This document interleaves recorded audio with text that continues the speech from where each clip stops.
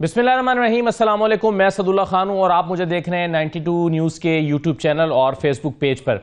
2 महीने से बल्कि 2.5 महीने से मरियम नवाज़ जो खिचड़ी पका रही थीं वो पककर तैयार हो गई है। आपको एक अपने वीलॉग में 2 महीने पहले मैंने बताया था कि एक मीटिंग हुई है लंदन में और इस मीटिंग में ये तय पाया है और उसकी खबर भी जारी हुई थी, खैर एक थोड़े से नरम अंदाज में। और उसके जो खबर जारी हुई थी वो ये हुई थी कि पार्टी के ओहदेदार और हुकूमत के ओहदेदार ये अलग अलग होंगे ताकि परफॉर्मेंस को बेहतर किया जा सके। बुनियादी तौर पर खबर ये जारी हुई, लेकिन फैसला क्या हुआ था? फैसला ये हो गया था कि पार्टी का जो सदर है वो मरियम नवाज को बना दिया जाए। मरियम नवाज अभी वज़ीर आज़म तो बन नहीं सकती, वो अगली मरतबा वज़ीर आज़म बनने की उम्मीदवार हैं, लेकिन अभी वो चाहती थी कि पार्टी का सदर उनको बना दिया जाए। उन्होंने लंदन जाते ही नवाज शरीफ को इस बात पर कन्विंस कर लिया था और हफ्ते 10 दिन के अंदर अंदर ये खबर बाहर निकल आई थी कि मरियम को सदर बनाने का फैसला हो गया है और शहबाज शरीफ साहब जो हैं वो खाली वजारत उज़्मा तक महदूद रहेंगे। और मैंने आपको अपने वीलॉग में ये भी बताया था कि मरियम नवाज जो हैं सिर्फ वही नहीं रूल करेंगी अब पार्टी के ऊपर, बल्कि उनके जो करीबी लोग हैं उनको भी अहम ओहदे दिए जाएंगे। अच्छा, मरियम के करीबी लोग कौन हैं? मरियम के करीबी लोगों में शाहिद खाकान अब्बासी हैं, जावेद लतीफ़ हैं, परवेज़ रशीद हैं। तभी ये शर्त रखी गई कि जो लोग हुकूमती ओहदेदार नहीं हैं उनको ज़्यादा पार्टी के ओहदे दिए जाएंगे। शाहिद खाकान अब्बासी साहब नहीं है, परवेज़ रशीद हुकूमत के ओहदेदार नहीं है और जावेद लतीफ़ भी वज़ीर बेमहकमा हैं। तो बुनियादी तौर पर इन तमाम लोगों को मरियम का जो ग्रुप है उसको पार्टी पर रूल करने के लिए एक मंसूबा तैयार किया गया था। अब ये 2 महीने तक खामोशी रही, खिचड़ी तैयार होती रही कि कैसे करना है। उसमें कुछ प्रॉब्लम्स थे।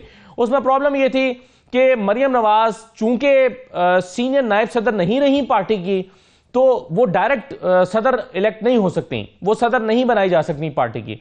और वैसे भी सदर बनाने के लिए जो इंतखाबात है पार्टी के वो होना जरूरी है। वैसे तो सीनियर नायब सदर बनाने के लिए भी जरूरी है पार्टी इंतखाबात, लेकिन चूंकि वो सीनियर नायब सदर नहीं थी उससे पार्टी की सदर तो बन नहीं सकती थी। तो अब फैसला क्या हुआ?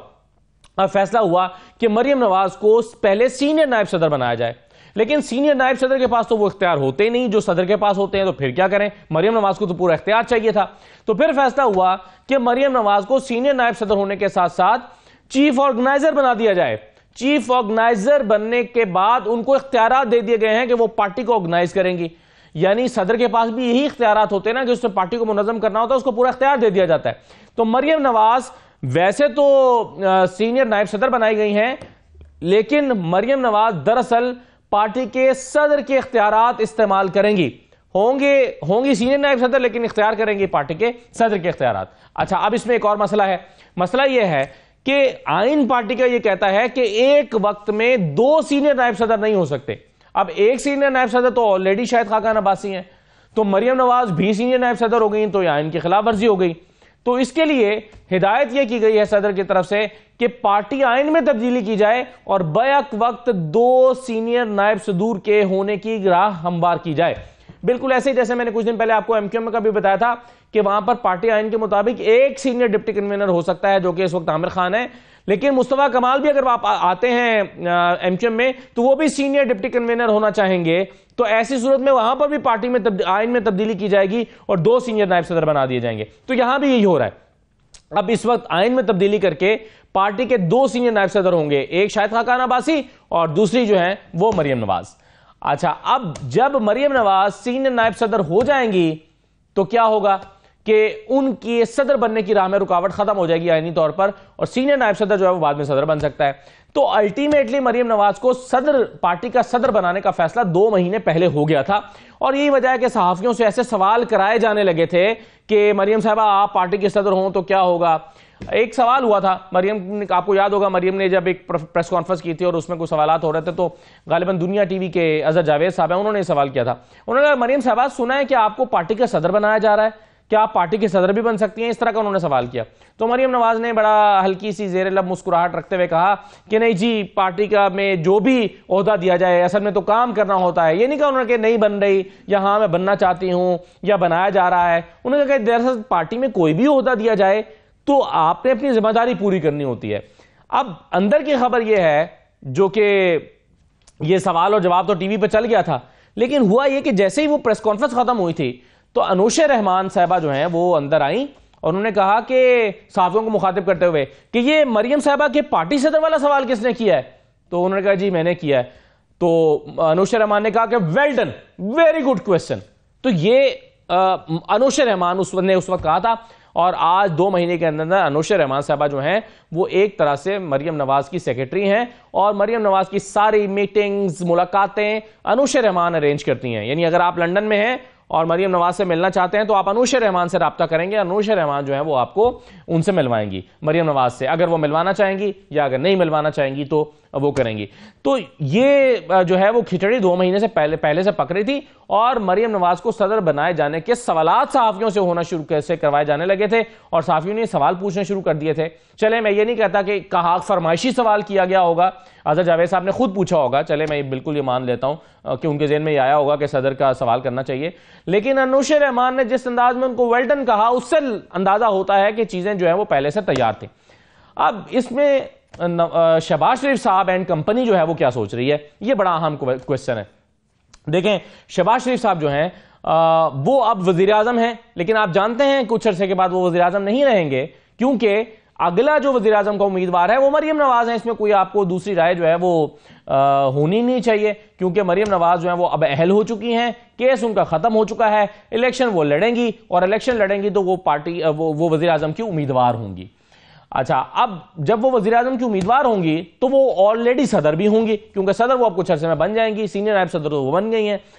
तो कुछ अरसे में पार्टी की पूरी जो है वो मरियम नवाज के हाथ में आ जाएगी, और चीफ ऑर्गेनाइजर वो ऑलरेडी बन गई हैं। वापस पाकिस्तान जैसे ही वो पहुंचेंगी, पाकिस्तान आगे पाकिस्तान भर में पार्टी की के लिए को ऑर्गेनाइज करने के लिए दौरे करेंगी, और उसके साथ साथ जो है वो इलेक्शन की तैयारी शुरू हो जाएगी।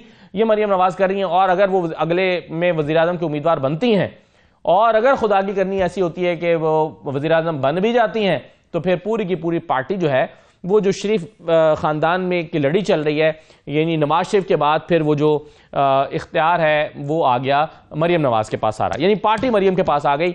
अब जो शहबाज ख़ानदान है, लाजमी बात है कि उसको तशवीश की लहर उसमें दौड़ गई है।